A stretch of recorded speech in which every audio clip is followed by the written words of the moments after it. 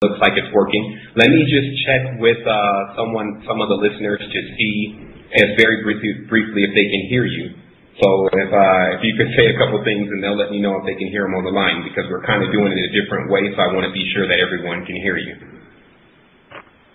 All right, hello. It's Willem de Swart from South Africa. Okay. I live in Johannesburg. Okay, awesome. We just got the notification that they can hear you. Okay, so here we go.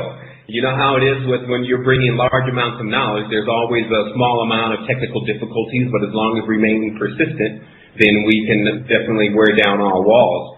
And I did do a brief introduction, but I guess we can start this again from scratch so that we can start from this point. I wanted to thank everyone for calling in to the Universal Current Show. This is episode season 1. The title of the show is The Secrets of Numbers.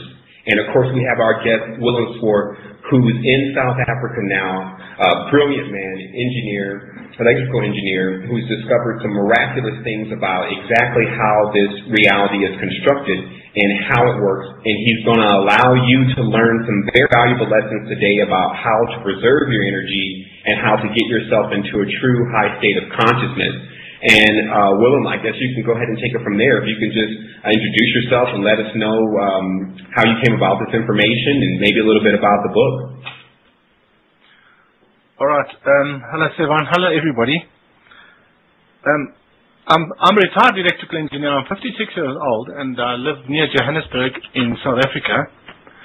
I retired about 2.5, 3 years ago because I felt I needed to pursue this. I've always been very interested in numbers, and for me they've always had some sort of a message which I just couldn't decode. I loved things like Latin and anything like with the structure and geometry and all that stuff. And my whole life I've always had that sort of in the background. But since I've retired, it's all come out. You know, it's like something has, it's always been like sitting, simmering sort of subconsciously, but all of a sudden it's come out. And I'd like to talk just a little bit about what released my mind in many ways. Okay, because there's many blockages in our minds and we don't even know about it. And we don't actually have the technology in thinking. Nobody has taught us how you can release your mind. Okay. And what happened was I stumbled across a book which I had seen in the bookshop many years previously, but I thought it was, I thought it was nothing. I thought it was rubbish. Because there's so many spiritual books out there, you get sick and tired of them after a while because they always promise this and they do this, but they don't really tell you what you want to know. Well, they didn't really tell me what I wanted to know until I stumbled upon a book called Disappearance of the Universe. Sevan, are you there? Can everybody hear me? I just want to make sure. Hello? Hello? Yes. Hello, can you hear me? Yes, I can hear you, Willem. Everyone can hear you. I was just actually checking sound for a moment, so, but yes, we can actually hear you loud and clear. All right, I just want to make absolutely sure. Yes. All right, so what I did was I stumbled upon this book called Disappearance of the Universe by Gary Renard. Now, I just want to tell everybody, this is not an ordinary book. It's an absolute privilege to read this book. And it actually saved me. I thought to myself, if I hadn't read that book, I don't know where I'd be, because I couldn't work that out myself. I couldn't. And what happened with Gary was that two ascended masters appeared to him in his living room, and they started talking to him and explaining to him the source of the universe. And the person that actually sent them was historically whom we know as Jesus. So Jesus sent them to speak to Gary because Gary knew Jesus in a previous life. He was St. Thomas. Now, it might sound all weird. I'm not saying you should actually believe this part of the story. You should believe the incredible things that he came up with. And it's also, and about 20 or 30 years previous to that, Jesus channeled to a New York research psychiatrist a book called A Course in Miracles. Now, these two books I cannot recommend enough. And what I'm going to be talking about is a numerical side of it. The books are not about numbers. Okay. They're about the psychology of why we trapped here. But because I like numbers and because everything is in fact unified, those ideas fit beautifully into natural geometry. And the same story, and the natural geometry creates the stories that you find in the tarot cards. All right?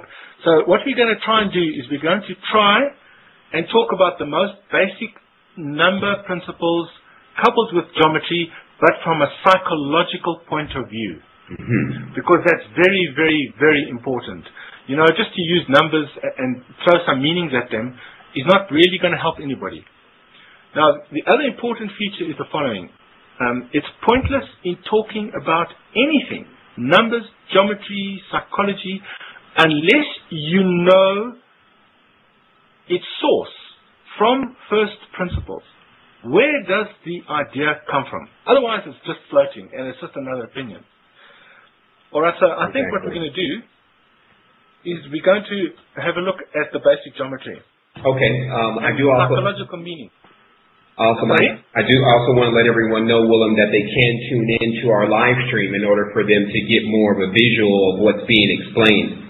And I also want to let everyone know to just to hang in there on getting this knowledge, because it'll become a lot more cohesive as we continue to speak. Our live stream is www.livestream.com/innerstanding. And it's going to, I'll drop that in the chat box. It's going to be important for people who are trying to get a visual on what exactly is being discussed to tune into that, so that we can go ahead and give you a clear view of what is being explained. Me and Willem have actually had quite a few conversations, and those conversations have been very fluid about this information. And so it's helped me a lot, especially in erasing a large level of the duality. But it is something, I'm sure a lot of people on this line are more than equipped with comprehending it, but some people also have somewhat of a time visualizing, so we want to help you out with that and to get you into live stream. Spirit Matter is there, of course, and he's going to be showing some images related to the Kabbalah, related to some of the astrological orientation to this, and of course the geometry. Of course, Willem, also what I would like you to get to also is, before we just dive right into this, is explaining to people the difference between the Jesus that's being written about in the New Testament versus the archetype of the individual who has brought forth this information. All right, look, I think we all understand something, that Jesus was a very enlightened person. I think the reporting or the record that we've got of him is a little bit conflicted. But now, in the Disciplines of the Universe, they talk at length about Jesus, and what they say is that he was the person that actually managed to figure out how to get back to God. He's one of the first people that did it, and it's a very special technique that he used. And that Jesus is very different from the Jesus that they talk about in the Bible. The real Jesus was talking about love and peace and to go beyond conflict. He wasn't about conflict. He was never about conflict. But the people in those days didn't really understand what he was saying. They were in awe of him. I mean, he was so full of love. They thought, what a person, but they didn't get what he was saying. Even the apostles didn't get what he was saying. So slowly but surely, 30 or 40 years after he died, they turned what he said and created conflict. They literally turned him into a warlord. If you're supporting some fight on your side, and that's back into the conflicted mind. And he was an absolute genius in understanding what the conflicted mind was and how to get out of it. The Course in Miracles, which comes from Jesus, that he calls the conflicted mind the ego mind. All right. Now, it's actually quite strange that Jesus himself and his life, and a lot of what is written in the Bible about him, is very tied up with its numbers. In Greek, every letter has got a number, and if you look at the name Jesus Christ, it adds up to 2368. And that's actually tied up to the archetype in the tarot cards of Capricorn. So it looks like the people had a lot of knowledge about these archetypes and how they work with numbers and words and letters. And they compounded all this around the person Jesus. Some of it might have been relevant and some of it might not have been relevant. We are going to talk quite a bit about this today, because I think we need to try and shed more light on Jesus, because he was such an important person in the history of the world. And you'll see it's actually incredibly fascinating. And it ties in with this whole geometric thing. Okay, Sevan, do I need to do a little bit more? Actually, that's pretty much enough. I mean, I think that, like I was explaining earlier, many of us definitely have conflict somewhat with the religious systems, but I guess this can roll us right into how to eliminate conflict and what you've discovered about the idea of negativity and its existence and its origin. And it's, like I said, it's done so much for me, so I would really like you to get into that right away, which is the tarot nature of this reality and that invisible line that you like to describe as an illusion. All right, now, Jesus came up with this incredible idea. He said that God did not create this universe. And when I read that, I thought, hang on, that's a radical idea. And he says, because look at this world, just look at it. It's dog eat dog. I mean, you might go out into nature and it looks beautiful. I mean, the tree and whatever looks beautiful, but that beauty hides a often terrible struggle for survival. So it's a very dualistic world. It looks good, but there's a big fight going on to survive. And if God created this world like that, I mean, he would be crazy. He would be conflicted within himself. And I thought, that's a very, very interesting idea. Because everything in nature, it's something eats something else. Then I thought, but then he was saying that this world is really us acting out this concept of conflict. Okay, and we created this world. So I thought, okay, now this is a really very interesting idea. I've never heard that before. And then I turned this idea over in my mind, and then I was able to convert it to very simple geometry. And because ultimately what is happening with this world and even the world of perfection is the following. The ego mind creates a world of conflict. Okay? And all the rest of the universe is doing is to convert that conflict into a realm where there is no conflict. So it's the conversion process of going from conflicted thought to thought where there is no opposition or conflict. It's just pure being. Okay? Every planet and everything is just doing that. And because these things which we're talking about actually have got numbers, and very simple numbers. And now we're going to talk about the conflicted mind or the ego mind and what its geometry is. Okay, now its geometry is a straight line. And let's just go into the psychology behind a straight line. The first thing is that you notice about a straight line. It's the simplest element that's got extremes.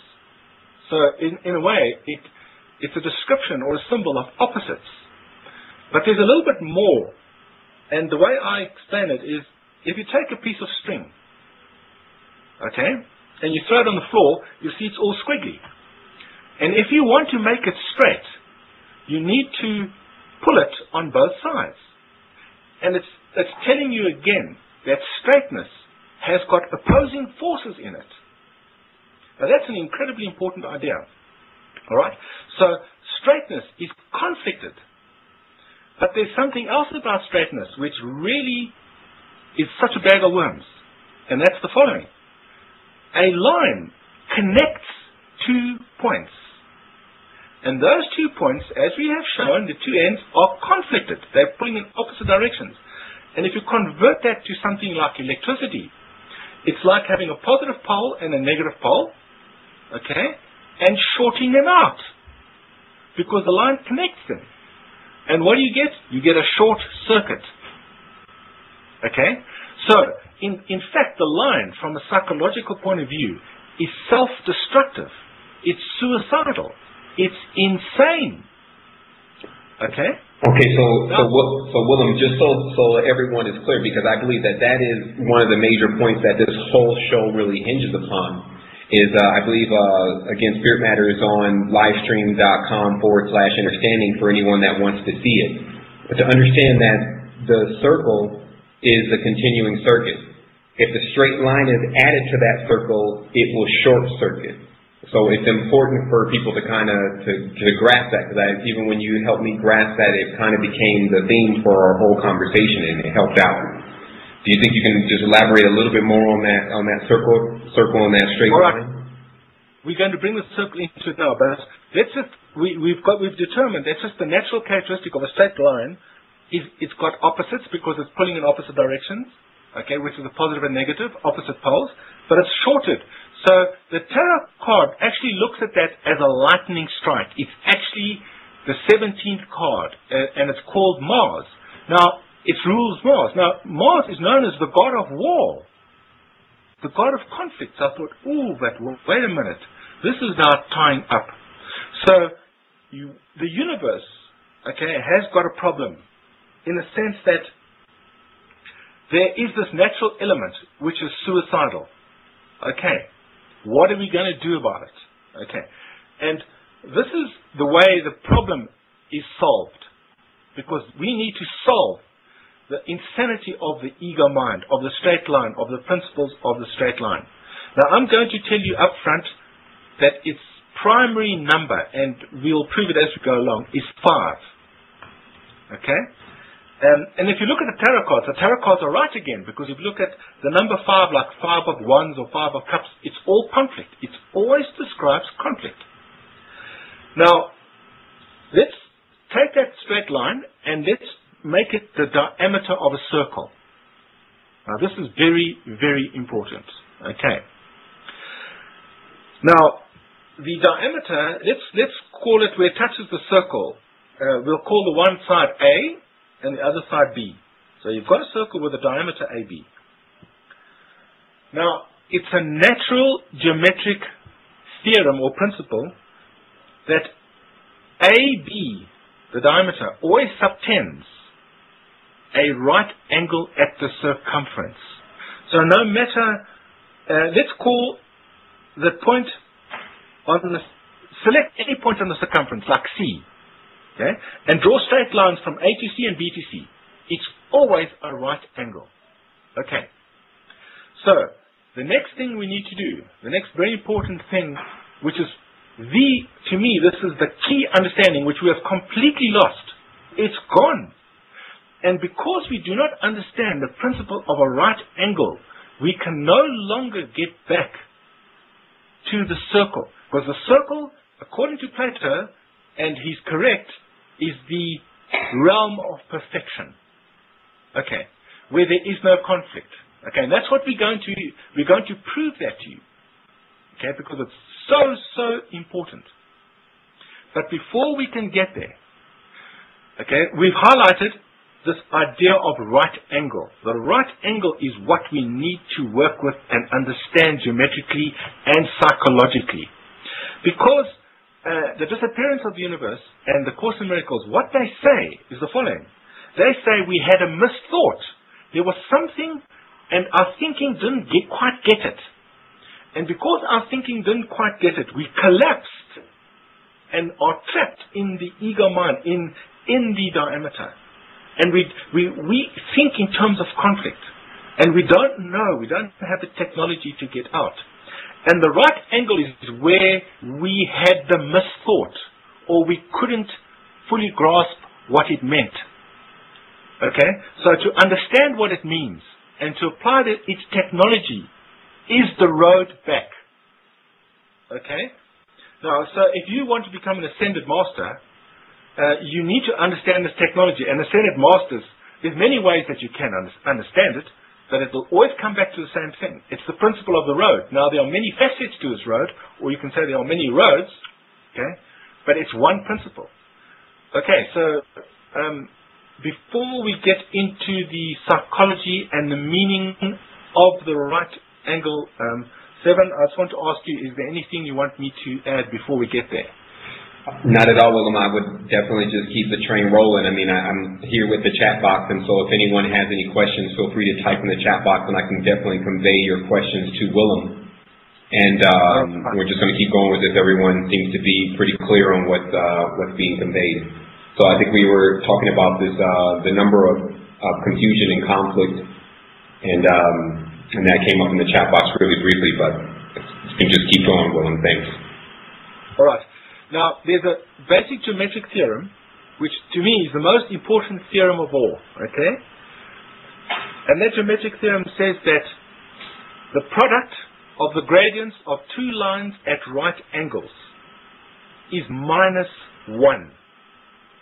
Now, the only thing that needs to concern us at this particular moment is that -1 or negative is coupled to a right angle.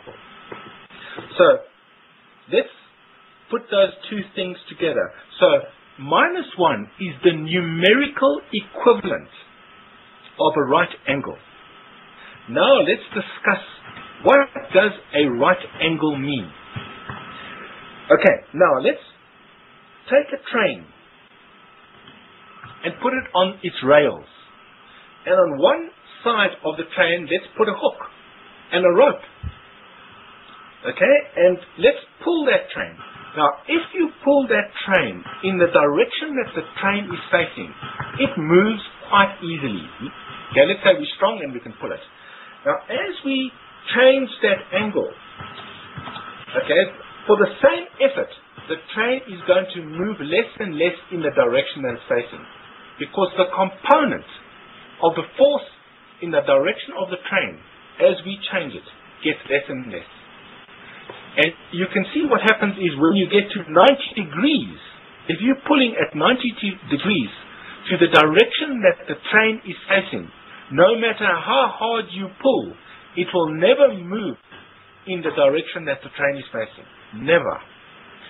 Now, this is interesting because it's telling you, okay, that 90 degrees, okay, symbolizes, how can I say it, negation, which means, or it's mutually exclusive. It has nothing in the direction of the way the train is facing. I'm just trying to get a good word there. Can you think of something, Sevan, a good word? It's more like inertia. I think that because a lot of people don't have much of a mathematic background, even myself, I'm not that great at math, so it's easy for them to see diagrams. But I guess the point is to them to understand if they're pulling from the center of that angle, then it goes nowhere. It's somewhat like when you're trying to move something or you're trying to lift something. If you're off center, it doesn't, it puts a lot of strain. It won't go anywhere. It's kind of difficult to. All right, but we must make absolutely sure that we all understand this, because if we don't understand this, then we're going to miss the whole point. Okay? So, all I'm saying is if I am pulling at right angles to the direction that the train is facing, the train will not move in the direction it's facing. So the two lines at right angles are negations of each other, or they have no component or with each other. Now, the way you can understand this in English is the following. Okay? We have said that a right angle is coupled to the number 1, or 1 is minus. Now, the first letter of the alphabet is alpha, or A. In Greek, it's A. It's alpha. Now, if you take, and this applies to Hebrew, Greek, any language, English, Afrikaans, doesn't matter. If you take a word like moral, and you put an A in front of it, you negate its meaning. You're basically saying amoral means without a moral. Theos is God, atheos is without God. Okay? So the alpha, okay, creates this without effect, this negation effect. Okay? Now, you can see, if you just compare this to a straight line, if you're pulling like a tug of war, in a straight line. A straight line is where the one component has the maximum effect on the other component. So in a straight line means they are tied to each other. They're actually trapping each other. Okay? But when you're at right angles, the one doesn't affect the other one. So the one is actually free from the other one in many ways. Okay? Now, and as I said, in language, that particular idea is carried forth. So the right angle, okay, symbolizes the process of negation.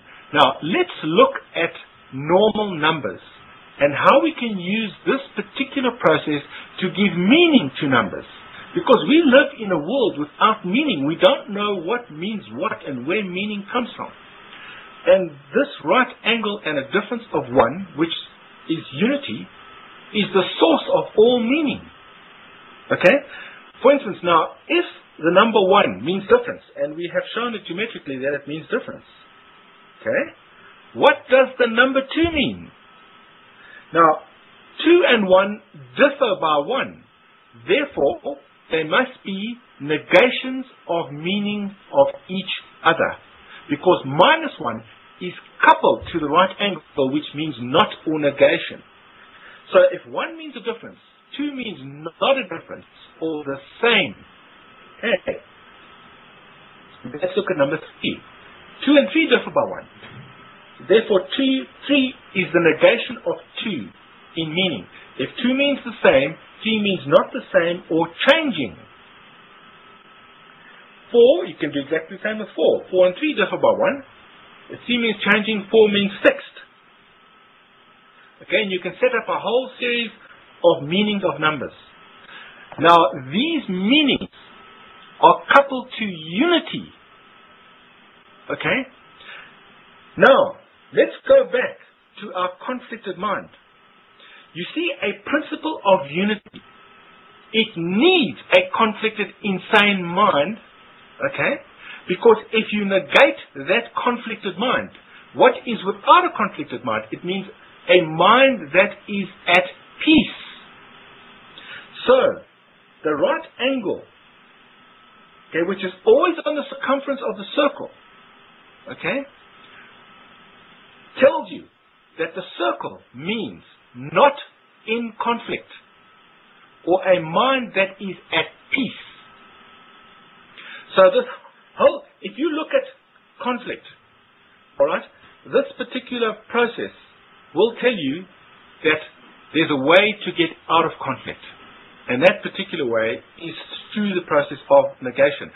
Now, the Course of Miracles, and if we want to make it more easy and palatable for people to understand, you can actually use the word forgiveness or undoing, okay? Because that negation undoes the conflict. And the way Jesus spoke about it is he said, forgive everybody, okay?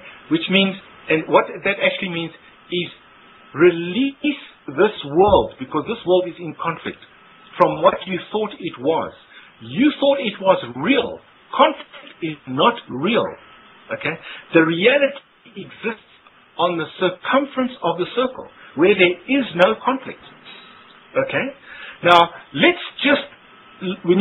needs a lot of talking, because it's something people are not familiar with. It's an idea that people have no experience with. And it's so important. Let's take things like light and dark. Okay?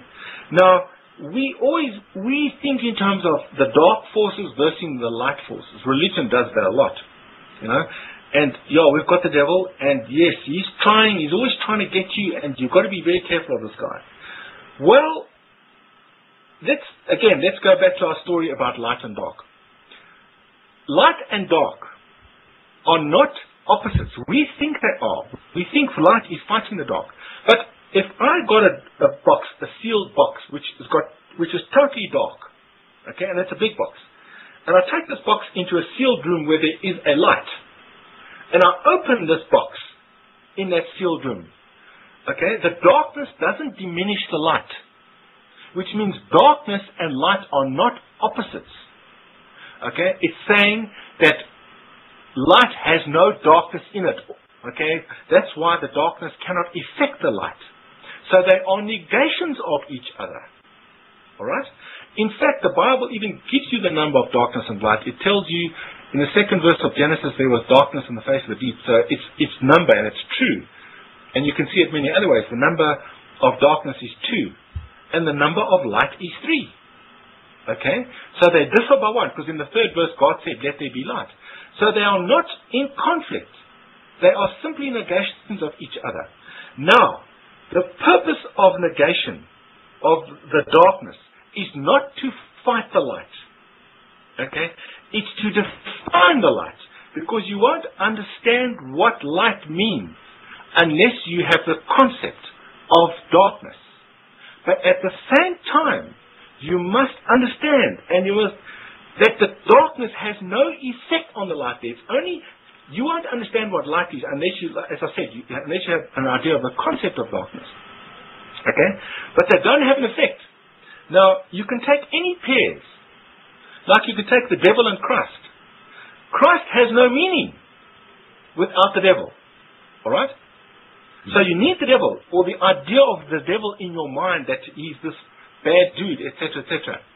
But at the same time, he has no effect, okay, on the world of Christ. Now, this is where people, we all battle with this. Every single one person in the physical world has problems with this idea. Okay? Because it's really saying that oppositions are an illusion. There is no opposite. They are negations. Okay? So the conflicted mind, which is so insane, alright?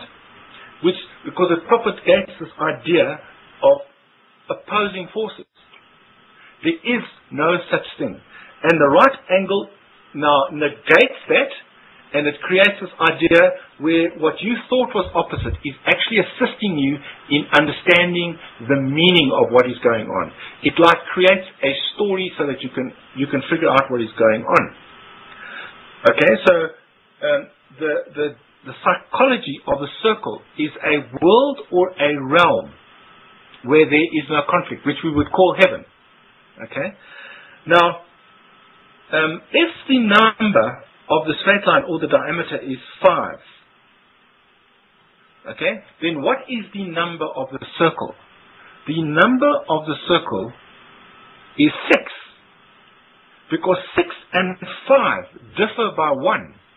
And that right angle is coupled, okay, to a difference of 1. Now there is many ways you can show that the number of a circle is 6.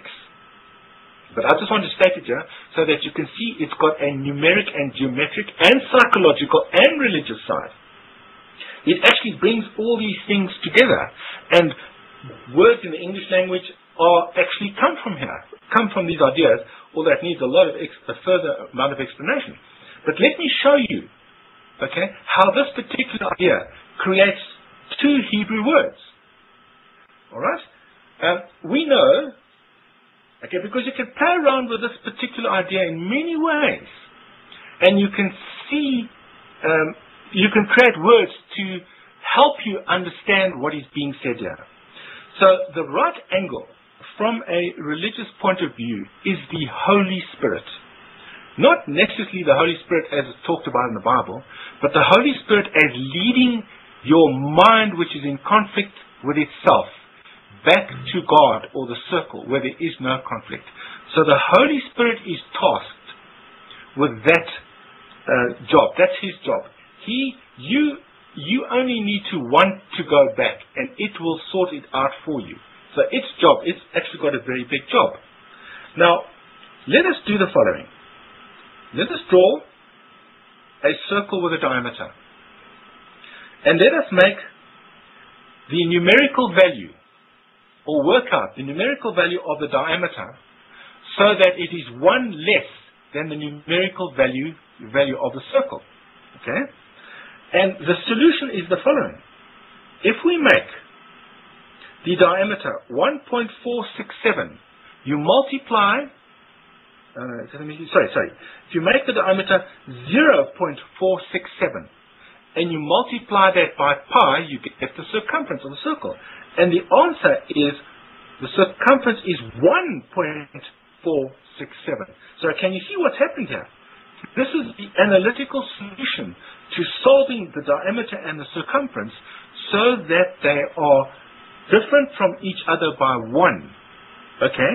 And the Hebrew words which have numerical values of 467 and 146 mean a road or a journey. All right? If you hang on a second, I'll actually go and get the exact word for you, because I do have it here. I just wanted to say, this is awesome. Okay, go ahead. I thought you were going to take a moment, but go ahead, Willem. I've got it. Okay. The value of 146 is the word yisaf in Hebrew, and it means journeying or journeyed. Okay? And if you go to the numerical value of 467, okay, here it is, 466. 467 means a path, a highway. Okay, so it shows you that the Holy Spirit is symbolic of path. And as we get into this, you'll see that it is indeed so. It's the path from the conflicted mind to the unconflicted mind. And you can see how the Hebrew language, okay, is geometric in origin, and it uses these basic definitions. And you can expand on these ideas in the tarot, because the tarot, it repeats the same ideas from many different aspects. And you need to see it from many different aspects. Okay, Sevan, I think carry on. I think just let's... Okay, I can definitely... I mean, I'm sure everyone in the chat room and everyone online is really absorbing the information. It's just... And just like you were ending there and saying, you have to put it in as many texts as you can, because we're all dealing with a different situation, but because we're dealing with archetypes, it is really the same situation, and all we have to do is match it up with what we're experiencing around us. And I'm more than sure that everyone on this line, just from the preliminary of what we've been bringing as far as information is concerned, are pretty up to task about how much energy is being wasted on conflicts that are really not even taking place for us. They're more or less taking place for the world abroad. And their energy is starting to become very stagnant. And if we're supposed to be the ones solving the situation, as you're going to, I guess, talk about later on how to solve, which is just an amazing thing that you've discovered. And let's talk about that then. Let's talk about solving. Okay, let's now, you see, you cannot get rid of your ego mind. You can try and suppress it, you can try and do all sorts of things, but that's even worse. Okay?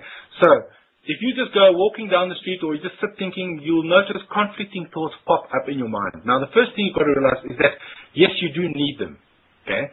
Because you cannot get to the unconflicted mind unless you have a conflicted mind, and the spirit must negate it, because that's how unity works. Because that's how these things are kept in unity with each other. But now, if I have a conflicted thought, the worst thing you can start doing is actually start trying to stop it or push it away. Because then you're creating even more conflict. Because now you're at conflict with a conflicted thought.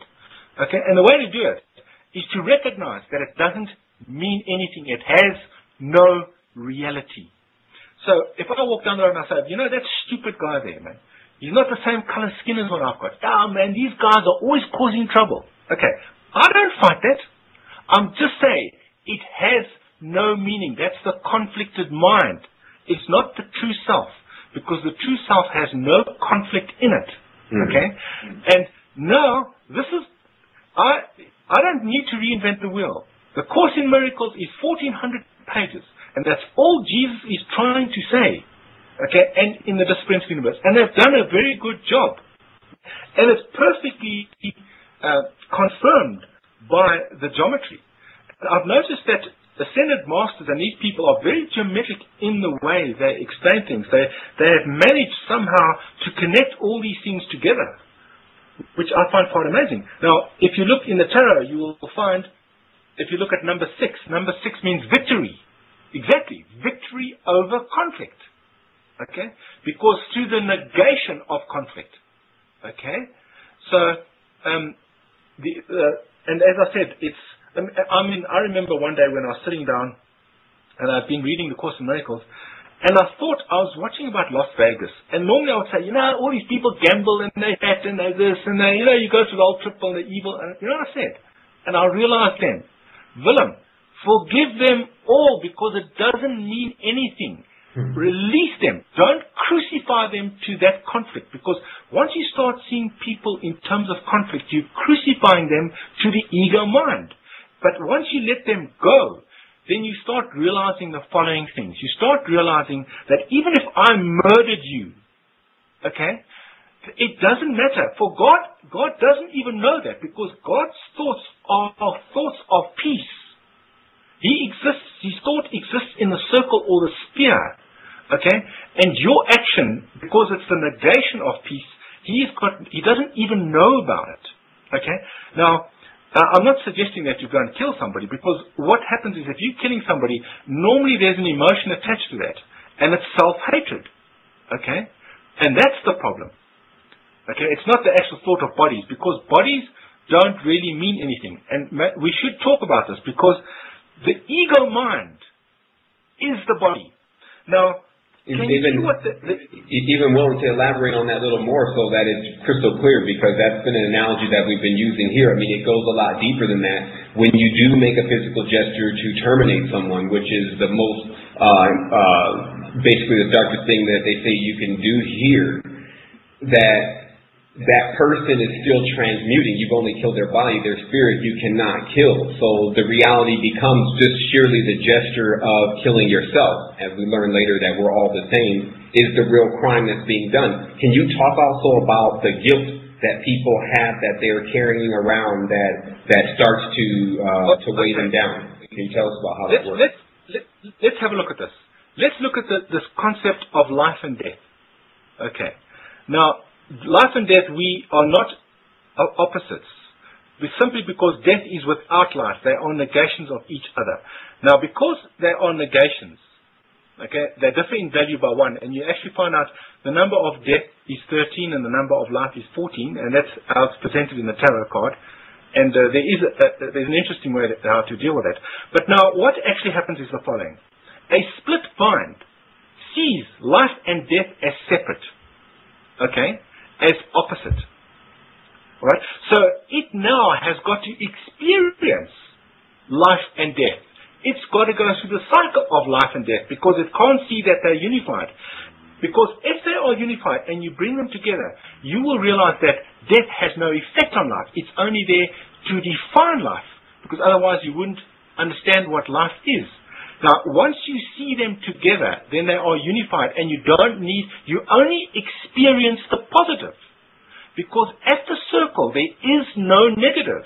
Because the right angle has undone the negative. It's pulled it away. Okay?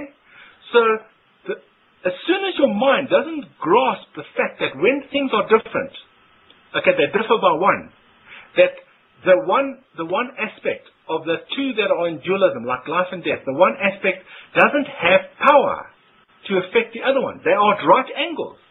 Okay? Remember the train, if you pull at right angles, it has no effect on moving the train in the direction that it's going. In exactly the same way. Okay? So darkness or the devil has no effect on Christ. It's got absolutely it's without effect. And we didn't get that. There's something there that we didn't get. And now our minds became split. And now we've got to go and experience this. Now, in order to experience the negative, you need a body. Okay? In spirit, you can't experience negative. So, the ego mind created the body to experience the positive and the negative. Because the ego mind is not negative only. It's positive versus negative. It's good and evil. Because negative or pure evil is a ridiculous idea, because you can't draw $100 from a bank if there's no money in it. Okay? So the negative side needs the positive side to feed off. Otherwise it's meaningless. So there is no such a thing as pure evil. And the ego mind is not pure evil. It's good in conflict with evil. Okay? Now, the thing is, even the Bible, okay, the Bible has got many interesting aspects. But a lot of the Bible is just a projection of the ego mind. Because God said in Genesis 3, and I'm talking about the God there is the ego mind.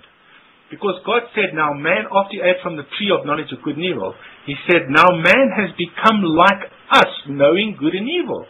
Well, God, the true God, doesn't know good and evil, because good and evil is insane. Okay? It's a short circuit. He is beyond, he has negated good and evil. Okay? So, so that's what I'm saying. The thing is, I can remember, and this is actually quite an interesting thing, because shamans, people that eventually become shamans, what happens, and that includes the Buddha, what happens is they contact the ego mind, or the contracted mind, which, remember, is necessary. Now, there's nothing wrong contacting the ego mind. Okay? And again, there's nothing wrong with the ego mind, because it simply doesn't mean anything, and you need it. Remember, to get to that circle, or the perfection of the circle. But the problem is, if you misinterpret it and you think it's real, it will rip you to pieces. Okay? But it's a misinterpretation, and that's what we did. We all misinterpreted it. Okay? Now, a shaman, when he contacts the ego mind, he has terrible nightmares. And the nightmares are that the animals are attacking him, and they are ripping his body to pieces. Because the body is the ego mind. And he experiences that because he thinks it's real. Okay? And that happens with all, unfortunately, you don't have to have pain, but unfortunately we do experience the pain because of our misinterpretation. So this is a very, very deep thing. And once you solve it, once your mind has understood this, it never has to relearn it. You don't have to put it in your memory bank and try and write it on your wall so that you remember it. No. Once you understand it, and then once you have mastered it, you never have to come back. You go back to the sphere of heaven, or the circle, where it's eternal love and life and all those good things. We don't live here. We jump through hoops here. You know, we're always trying to put out fires. Okay, and everything is in conflict. There, you only really start living because nothing opposes you. Okay, and the love and the desires and everything you have is in one with everything. Willem, I wanted to just take that point since you were talking on that to bring up this analogy that Pablo, Mr. Spirit Matter, had experienced, just so everyone can hear it. And it just kind of made sense to us all because it was like the parable for the day. But he had a dream that he was swimming underwater and he was going through some tunnels. And then when he got to one area, there were sharks there. And his dream literally gave him the decision at that point to continue or to turn back.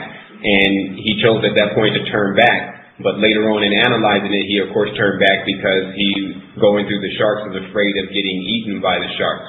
But the reality of when you're all collected, or when you understand that you're everything, you see yourself as a shark. And you go right through the sharks, and the conflict is removed. And I think that this is what happens with our brain, even with our meditations, that we're trying to feel something, or we're trying to feel ourselves. And what happens is that you're already yourself, so there's nothing to feel. In order to get into a higher state of consciousness and tapping into everything, you would have to have no self-identification of who I am and what do I do and what I've done and what my name is. Anything that was loaded, you could not have because you're that.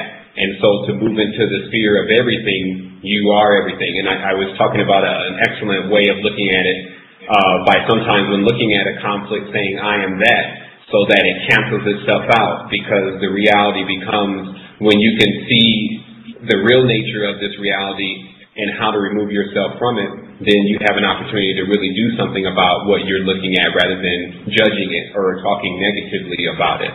So we're all like learning a big lesson here. Yes, obviously at the circle then everything is one, and then you are everything, which is simply saying there is no conflict there. There is no us and them. Although remember, unity has an initial difference. Okay? So you need that initial difference. There needs to be me and you, etc., etc.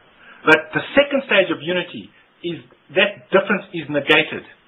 Okay? And the third stage is the stage which combines one is minus and one is negation. And basically it says no negative. That's the third stage. Okay. Now that's very, very, very, very important. Okay. That the three stages of unity cancel out the negative. And that's found in the circumference of the circle. Now let's go, I think what we need to do now, because I'm sure people are going to be thinking about this idea for quite a while, because it does take a while to master it. And again, I suggest you read those books, because they will change everything for you. If you can grasp what they mean, you're out of here. You're not going to be up for very long. Maybe one more life, whatever, but it's incredible stuff. Now, the thing that I want to talk about is the following. Let's look at the tarot cards. Okay? The major arcana. Now, even if you don't know the tarot cards, it doesn't really matter, because we just need to try and understand the principles of what is going on. And this particular principle that I'm going to talk to you about now is the principle that they use to make movies, good movies. Okay? And the movies are extremely spiritual in nature, even though they depict normal things, like the movie Knowing. You know, it's the world blowing up and blah, blah. What's that got to do with spirituality? Well, that movie is incredible. It's got such a message. But you need to look beyond the destruction that it's showing you. Okay? And that's what we're going to discuss now. All right, let's go to the last. Of the major arcana, there are 22 cards. Okay, the last card is called the cosmos, or the whole. And often that card is shown with the geometric symbol of an ellipse or an egg. Now, let me say something to you. These cards are not random. This knowledge comes to us from masters who are perfect, and whose knowledge, his vision is very, very great. Okay, we are very lucky to have them. Okay? Okay, so it's not just random things that they put together and you can make 1,000 stories. You know, we need to talk a little bit about that. So let's go to the last card. Okay, now the last card, which is an egg, is ruled by the planet Saturn. Okay. Now, its number is 21. Okay? But it's the 22nd card, because the first card, its number is 0. Now, can you see what's happened? A single card has got 2 numbers, and it must have 2 numbers, because 1 means difference, or a difference of 1. Okay? Very important. So, the last tarot card has 2 numbers, 21 and 22. And I call those 2 numbers archetypal ratios, in the sense that Saturn is connected to the ratio 21/22. Now, let me show you that this is very scientific.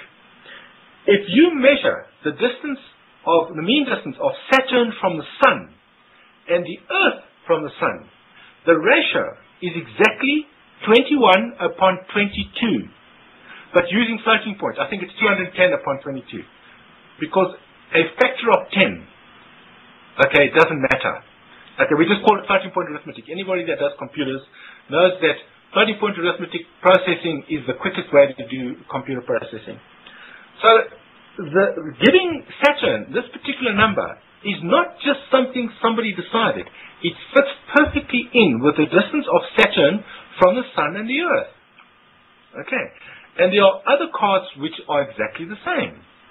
Okay, I don't want to discuss them because we're going to be carrying on for far too long. Now, the ellipse. Now, those who do not have much of a mathematical background, I suggest you go onto the internet after this and try and get to grips with what I'm saying, because it's very simple. You just need to be aware of it. An ellipse has what they got. If you draw the egg, you can draw a line down from the